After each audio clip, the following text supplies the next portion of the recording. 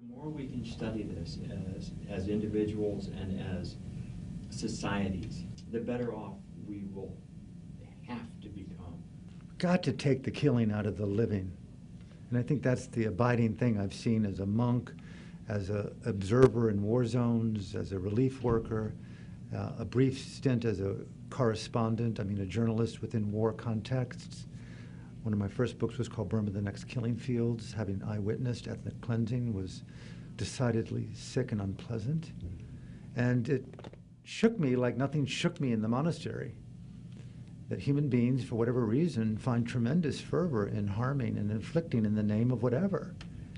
And it's just a terrible condition of the experience of existence in this particular moment in time in this area of the cosmos. And I think as humans, the raison d'etre of the heart, as the Buddha said, ahimsa, or harmlessness, is can we manifest that quality and remove from the genome of totality the possibility of violence would be so cool.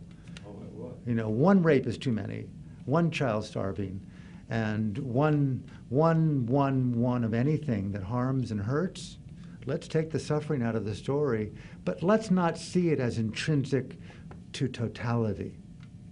It's an open evolutional equation, and we can make this, I hope, I pray, I think, I want, through my life and endeavor, a garden where it's just a party and it's peace and it's no burning going on in the man or the woman. It's actually the fragrance of something so profound where we can create these new forms of wow, we're in the theater of creation. That to me is cool. Yeah, and it is. It leaves behind all of those lead weights that we voluntarily strap onto ourselves. Nicely put. You chose to leave the monastery after, 10 years? Close to a decade? I was in robes nearly 5 years, and in total in monastic life about 10. And then some people would say that even after I disrobed, I maintained the double life of thinking I was a monk, but lived like a person who had been a monk. There's all kinds of ways you can split off and think that you only have one of you, but as a monk, you come out and you've got at least 3 of you. Yes. 2 of them you don't know. I imagine that there are other professions where you multiply. Oh yeah, multiple personality and mindfulness go hand in hand. That I've seen. Hello, I'm watching me, but most of me I have no clue about, and that's the majority of who I want to be. Passion is just pressed under in the name of presence, rather than just losing it on the stage of just, okay, what does authenticity really mean? What does authenticity really mean? What does authenticity really mean? What does authenticity really mean? And a lot of people just mimic freedom, and I think as a good Buddhist, I did that really well. But now that I'm no longer religious or ism-oriented, it's kind of naked, and it's awkward, clumsy, erratic, and crazy, and cool, but you feel like your attire isn't what you just said, isn't one of pretense, and you're less articulate, more subject to judgment, but there's something, at least I'm seeing a real version of it. Honestly naked about it. Sometimes, on occasion. But seriously. Trying my best. Yes. And not to say that by wearing the robes you are giving yourself a curtain to hide behind. Well, it's a radical experiment. It's so gifted. What? Yeah. To not masturbate, Wow. to not eat after 12 noon and not be starving and constantly be thinking of Haagen-Dazs or a vegan burger. To be in the company of women and men and not have that many no games. You can just, the clock is off your wrist, the clock is off your mind, and you're just hanging into the dignity of shared space, and you wear. And the goal in your heart is it's the monasteries that I explored, primarily meditation centers, were really just places where you are supported in the exploration of consciousness. Yes. You're supported to train, to just look, feel, and to know the facets of your being, your mind, your body, how they relate, how the portals of perception operate, what you see and hear, the study of cognitive presence, primordial afflictions. Can you really work with anger and fear? Can you attenuate it? Can you remove it? What excites beauty?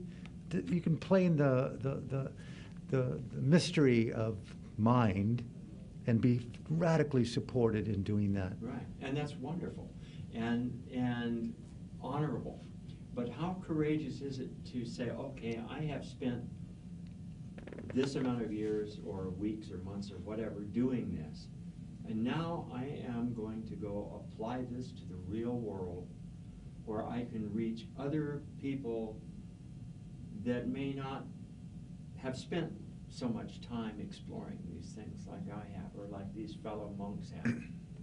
I'm going to take this out into, certainly not reality, because nobody could claim to know what that is, and if they do, I would certainly mistrust them.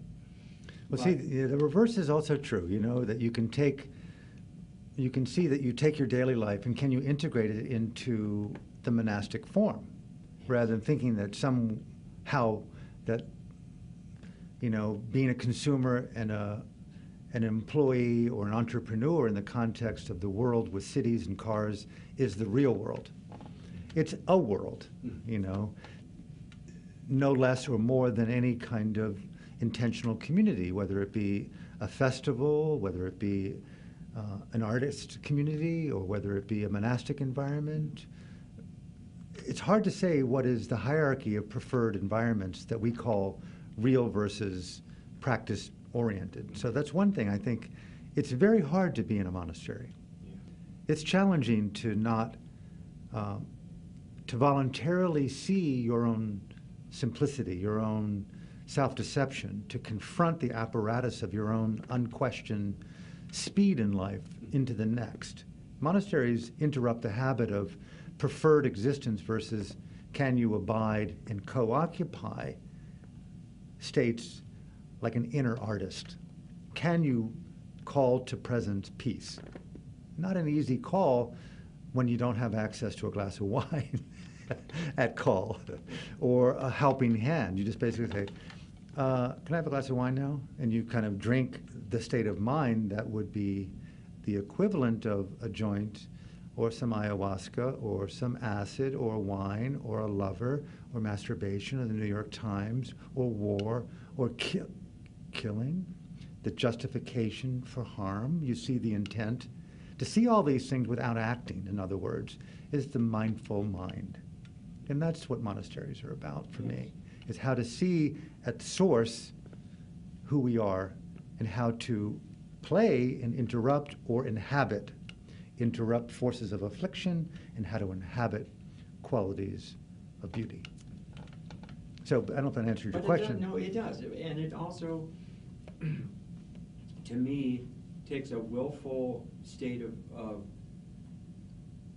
courage to take those capabilities or those thought processes and to leave the monastery and go out into this world where it is self-will run riot. Yeah, absolutely. I mean, you look in Burma. To try to apply, to try to help, to try to teach these applications to people without necessarily them knowing that they're being taught, to lead by example. That'd be a mistake in my case. I mean, there's no two ways to do authenticity. You know, if you want to see that and you're inspired by, wow, really himself, that's kind of cool. But sometimes being yourself is really overrated. I mean, you can really run the risk of being even more alienated than you are when you're pretentious. People like you when you're not yourself a lot of the time, because there's an incredible cult of collusion in the world. But more of my point, like in Burma, you know, when I was a monk, I met a gentleman who was released from prison. And it turned out that he was the general of the army who was incarcerated by his boss, the dictator. And he today is the chairman, the former chairman of the political party of Aung San Suu Kyi and one of her principal mentors. We were monks together. U Tinu, just a beautiful man. And he came to the monastery upon release from prison after 5 years of solitary. He was playing golf with his dictator boss, and on the 9th hole, he was into numerology, as he told me the story. The secret police, who weren't so secret anymore, came and took him by the arm, and he went, whoa, straight to jail, threw away the key. He burned in hell, he said, in there. He learned a bit of meditation from the teacher who was training me at the time, Mahasi Sayadaw.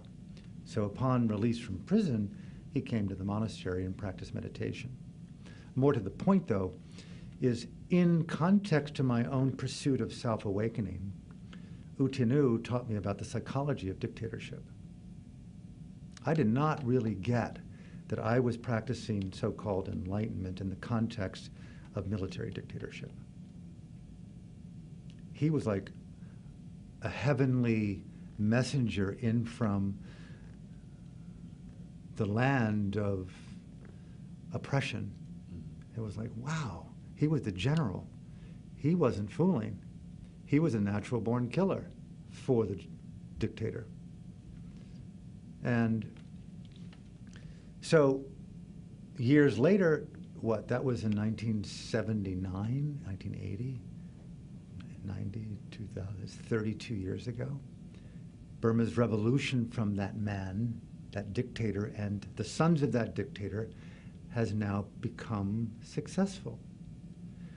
More to the point is millions of people in that country of Burma and around the world took their dharma into the world, took their consciousness into applied action, put freedom into action, as Aung San Suu Kyi encouraged her people, and see that the monks and the nuns, that it was their freedom too. And what does freedom look like in action? She said, question authority, question dictatorship, question anyone who's not comfortable with questioning. And that's what they did, and they're successful. That's why it's a spiritual revolution.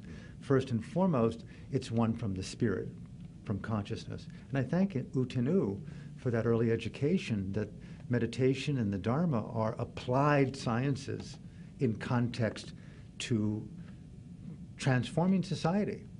And that's where the marriage of monasteries and society, of consciousness and context, was born for me, and the birth of World Dharma came to be.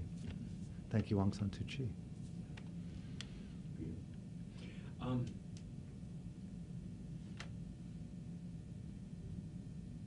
The book has a companion course. Briefly tell me about that. The book, 108 Reflections on Freedom,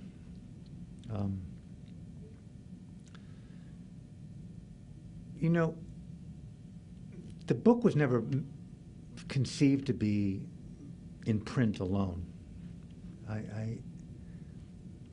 I wanted it to be a message out of paper, out of pulp, out of dead trees. And I wanted to put it across the ocean of digital reality, audio, video, video and audio. Yes. I want it to be spoken, visual. I want it to be heard, cross frontiers. You got to kill trees to read this book. But in an instant, through technology, freedom crosses borders and frontiers. We know that. So the book was written in a way to be spoken and filmed. And moreover, I don't see myself as an author, although I use the word author. It's a way to meet people in the spirit of revolution. Yes. I want to occupy, so to speak, shared growth. And I want to explore this pristine, powerful, poignant quality called freedom. So the course is about calling all people in the world who want to see and hear this love affair with global human rights and environmental sanity, and of this beautiful, liberating quality of freedom, to come join and see and hear these reflections, and let's explore together our own next evolution of what it means to put freedom into action, to change the world. This is an invitation. It's a huge invitation. It's a message out of a bottle into the digital format of infinity. come play with me, and let's explore freedom in this course. And let's talk. Worldwide, from India to China, to Syria, across all frontiers, let this global revolution flower and take root.